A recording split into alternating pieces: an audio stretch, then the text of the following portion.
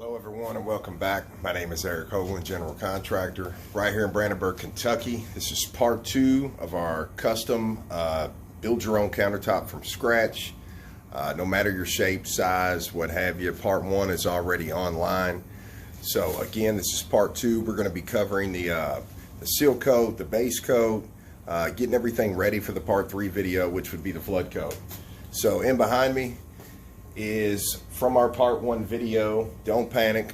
All I did was put it's called Silver Bullet paint choice. It is a paint. We will get into that here shortly.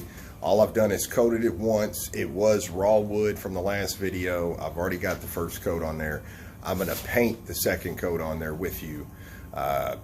Really nothing hard about it. You just want to make sure you cover everything well and don't have many nap lines, run over your edges properly, and so on. So just as important as the seal coat and the flood coat. We'll get into that, but right now let's get started. So here we go. Camera's flipped around so you can see the surface. So first coat, edges look great. They're very slick. I'm going to show you how I get this and how I achieve this in most cases. A lot of people ask me how I get the edges so slick like that, and I'm going to show you. It's not hard. It's coat after coat. You've got to get those edges down to perfection. So before I go to the trouble of flood coating and everything else, I just make sure the edges are good to go before I get to those steps, so I don't waste a bunch of resin and have to do it over. So out the gate, here we are. This was my paint choice. So let me just tell you why I put an enamel. It's Bear Marquee. This color is, it's a really pretty light gray. Anyway, the enamel itself is what we're shooting for in the Bear Marquee. We're going to apply that and use that as our base coat. I've already put that down as coat 1. As you can see, it turned out beautiful. And I'm going to do it again for coat 2, just in case anything's missed or didn't cover everywhere. The reason I use the enamel, it's going to go into the wood. It's going to take shape of all my hard work that I've sanded and put into this guy. And it's going to make these edges just slick before we even apply the seal coat, which is important. Because the slicker these guys are before we put the seal coat on, the slicker that seal coat's going to roll over. We're going to use another tool in the seal coat. I'll show you that here in just a bit. But right now, let's go ahead and go on with coat 2. So again, this is just my base coat before I put the seal coat. You just want to make sure, just like any other thing you paint, you just don't want nap lines and your edges to show where you stopped. So you need to work your surface kind of quick with a Bear Marquee because it does want to dry relatively quick. But the most important thing is just to make sure to overlap what you've already done to get it real silky smooth, and you don't want to leave any of the edges for a long period of time. So we're just going to roll this out nice and slick, nice and pretty. We're going to get those edges again here in just a second too. What I normally try to do when it comes to the edges, as I'm done with my first pass, I go ahead and grab this edge right here where I have hardly no paint on this roller. By the way, this is a 1/4 inch nap, just to let you know. It allows the paint I need to get on there, but it doesn't put too much on there. So the nap's important. The technique is important. You just want everything. You don't want to leave a line like this guy right here. You just don't want to leave him too long. And I always get the bulk of that paint off first before I run over into my other pass.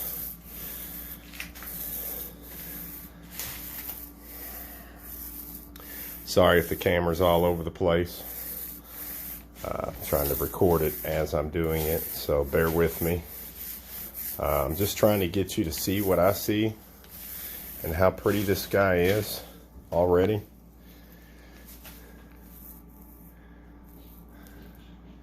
So when it comes to them corners, you just want to roll around that corner. Just don't stop in the corner. Just keep on rolling around. Make sure you get under too, even though you can't see it, it's there.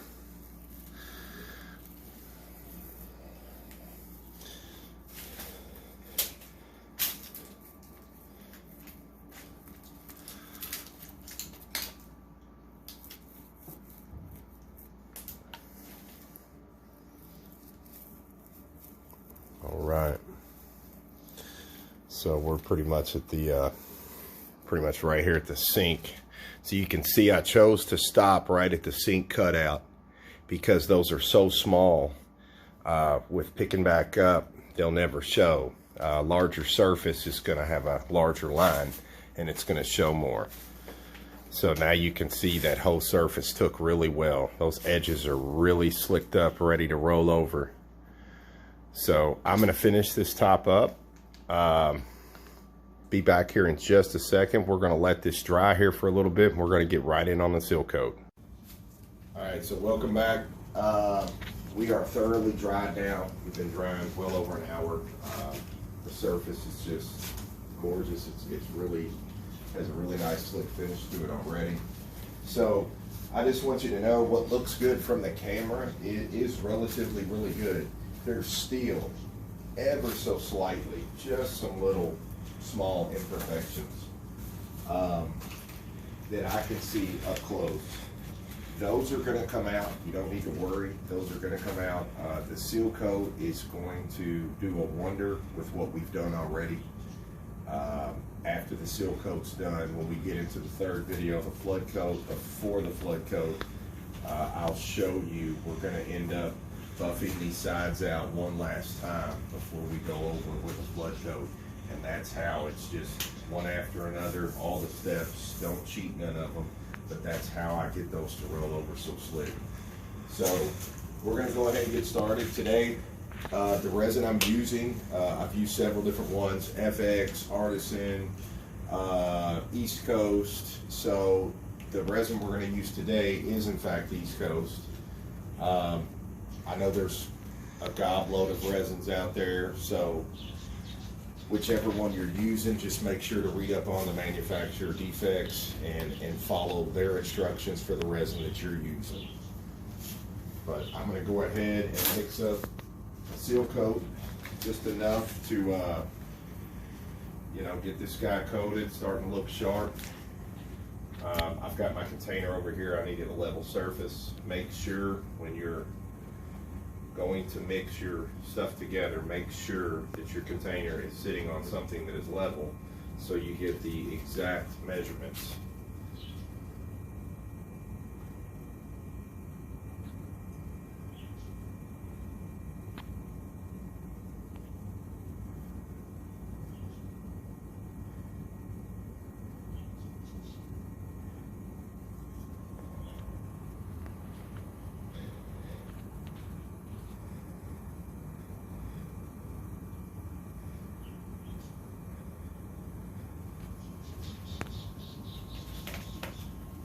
Right at 3 pints. Now I'm going to put my resin in. It's very crucial to make sure you are evenly matched, 1-to-1 ratio.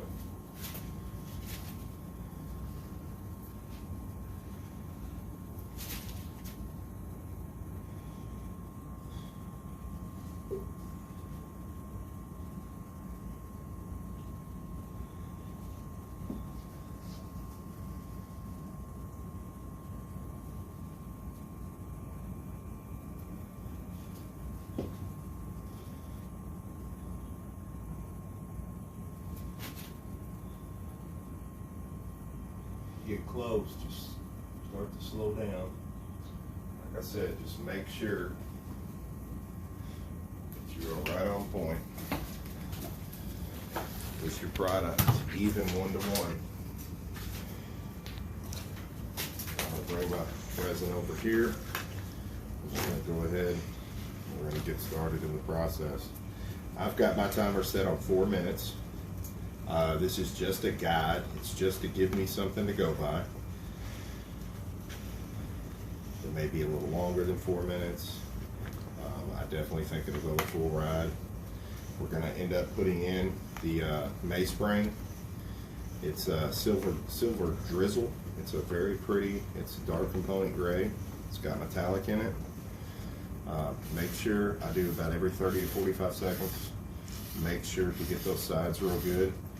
You want to try to keep your hand that's stirring kind of still, and at least I do. I find that turning the bucket and keeping my hand still prevents me from doing a whole bunch of whipping, which is in and out, pulling your stick up and down. So when these two, like most resins, when they go together, they become real cloudy. And you can see where they're trying to take shape and form together. The more you keep stirring and the longer you get into your stir time, the clearer it's going to start to get.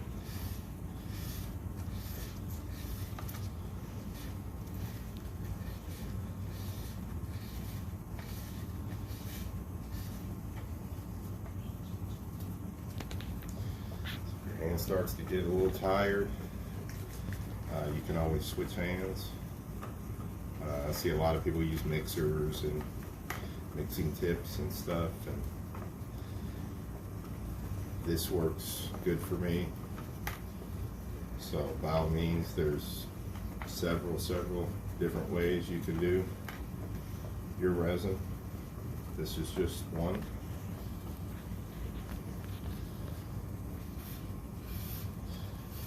I guess no matter how you do your resin and how you get to the finish, as long as the finish looks good, makes you happy, and it cures properly, then chances are you've done it correctly.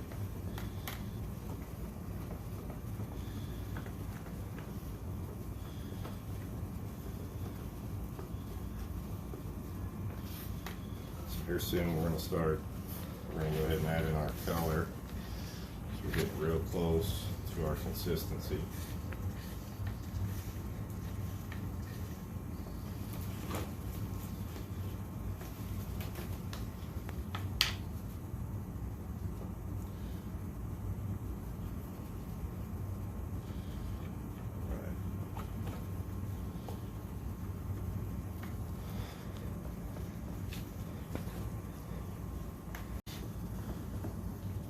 Alright, so we got the color in there. Almost done now. Just a little bit more to go. If you want to get a close-up how this turned out, so there you go. So that's what we look like right now. Very pretty. Those metallics are really just doing their own thing. Really coming together. Alright, so we're going to go ahead and get this guy out.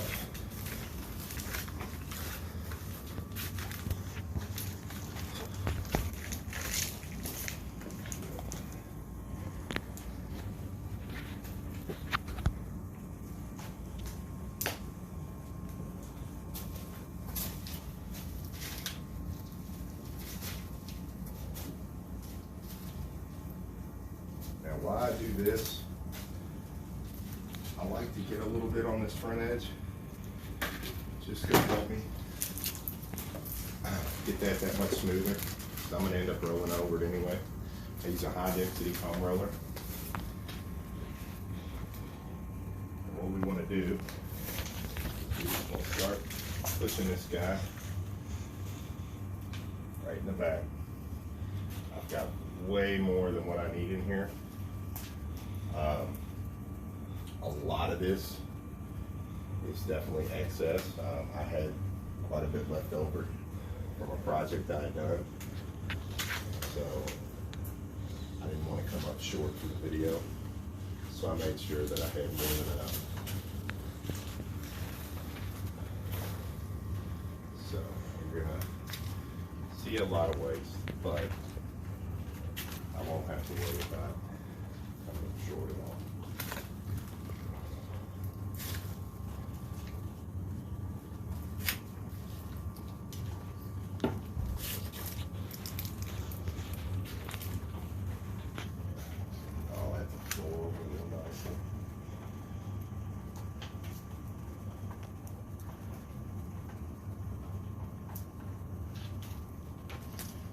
always try to get it close to the edge. And then I just push the excess over. So on a seal coat, you do not need this much resin at all. Again, I have way more than enough on here, but on the seal coat, it's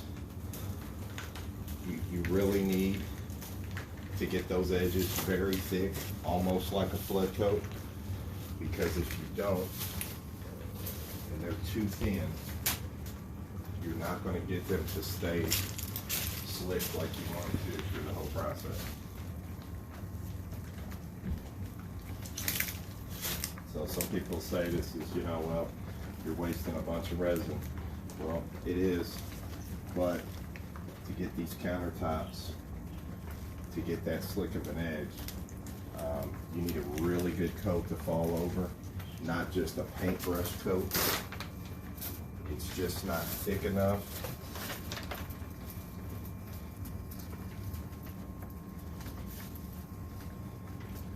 So what we're doing now, I'm just trying to get the bulk of this to roll over and fall over so all my edges are coated really super thick, just like a flood coat. I'm going to roll them out, but your edges go on almost just like a flood coat in a sense. You end up rolling every one of them out, but the thicker you can get those edges right now, the better. It just gives you more to work with. For instance, just doing this back right here. I don't have a whole lot of resin on this. I'm gonna grab some. Just doing this back. If I were to paint this on with a paintbrush or something, it would be a lot thinner. So again, one of those things to really help coat those edges beautifully is to allow more than what you need to flow over those edges on the first seal coat. So now that I'm done with that, this is where, to me, it gets really cool, because I'm gonna kind of make my design by doing long strokes in the resin.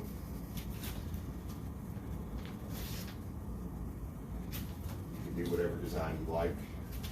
My top is longer width-wise, so I'm making these strokes kind of left to right.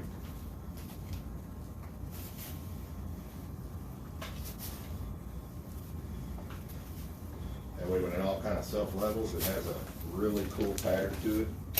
Kind of does its own thing. You're just helping it out.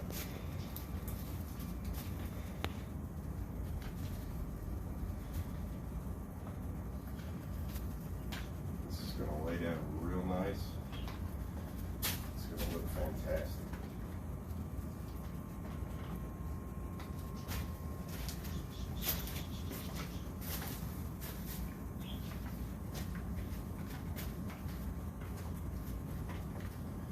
So now that I've done my surface really well,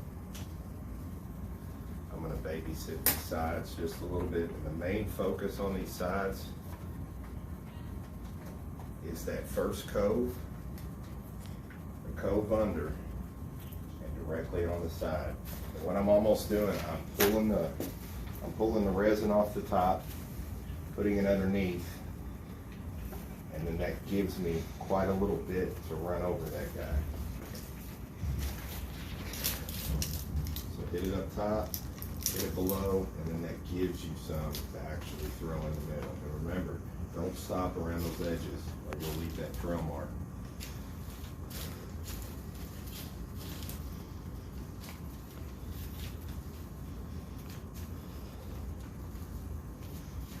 Okay, let's just start that really phenomenal. You know, every time you do this, you can always achieve a different look, even with the same color, same resin, same approach. just do your design on top differently. You know, you can use hair dryers. You can blow your resins around. You can do all kinds of stuff. That's the techniques usually that most videos won't show you, how they get a lot of those tricks and how they get a lot of that depth and stuff. It's a lot of it is multiple coats, multiple things you're doing. So this is just, again, the base coat, nothing more. In my third video, we're going to be doing the same guy, the flood coat, and we're going to be tricking him out, put some white marble veins in him. We're going to really make him come to life, but just like anything else, you've got to have a foundation. So this is the foundation. Let me show you what we got.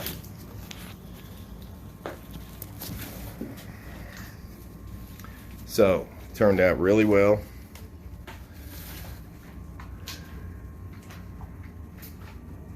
All those guys come through really nicely. In person, it is just gorgeous. So it just laid its own little wave of patterns. The edges turned out super slick, and it's going to give me a real nice, all the wood grains came out. Again, I used a birch on the base coat, so it almost, this countertop almost looks like wood itself. Those are a lot of the grains that are showing through, just the way the resin hit them and shaped them. So again, really cool effects. You can do, you know, so many different things. But again, the important thing is to make sure that your top is squared away on the seal coat, on the base coat. Make sure it's good to go before you go to the trouble of putting the flood coat on and wasting a lot of resin just to realize at the end of it that you're going to have to fix some things. So you always want to catch those things before you get into the flood coat. But this guy right here is pretty much done with the seal coat. We're going to let him dry, and we're going to come back and have another video for you, flood coat part 3. So last but not least, like I said, the table's done, so we're going to go ahead and torch him. I'm happy with the way it looks right now. Very few air bubbles, just so you know. There's not a whole lot at all. And again, it's because it was mixed correctly to the button. It was, the measurements are so important. The mixing time and whatever your product calls for. You know, in this case, mine, it starts cloudy. It needs to be crystal clear when it's done. So all those things aside, that's how I get these edges, and that's how I get everything to look like I do. You've got to follow those rules though. So you won't have that many air bubbles to pop out. This top is in great condition, great shape.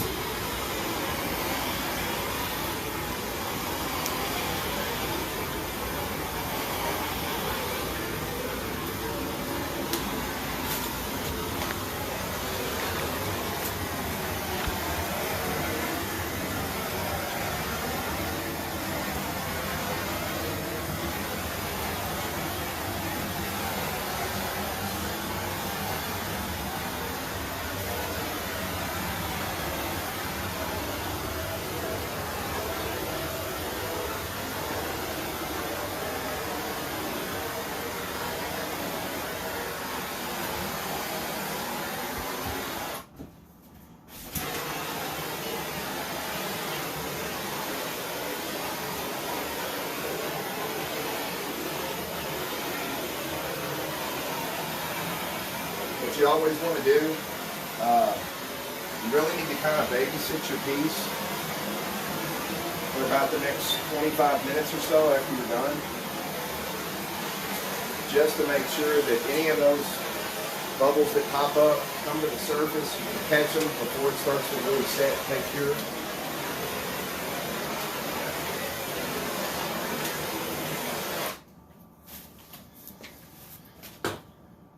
Once it starts to set and take cure, it's a little too late. You really don't want any coming through, especially all the work you've put in it this far. A flood coat will take care of something small. Always great to buff out anything wrong. And then use your best judgment. So, you know, with everything I've showed you from video 1, hiding the seams and those kind of things, use your best judgment before you go to do the flood coat. Make sure that your top looks like you're wanting it to before you apply the flood coat. Anything you see that's sticking up might be a problem, might cause a problem. Anything, you need to buff those out, probably with like a 320 grit, something high grit. That way you're not putting as many scratches into it as you're buffing it out and trying to sand that little guy down. So fix any of those adjustments after you've waited the appropriate time. You come in, it's already hard, ready to go. Just buff out any of those little imperfections and make sure you're good to go. And one more thing, before you go to do the flood coat, I'll show you this in video 3. You always, before you do that, you always want to make sure to re-level your piece. It's just good thing to do. That way you go to all that trouble. Some people might have to mix up 3 to 4 gallons to pull off some of these countertops in their size and stuff. So you always want to think ahead and make sure to cover every step so you don't make some of the mistakes that some of us people have in the past. With that being said, thanks for watching. Make sure to subscribe and see all our latest videos as we put them out each week. Eric Hoagland, General Contractor. Thank you all.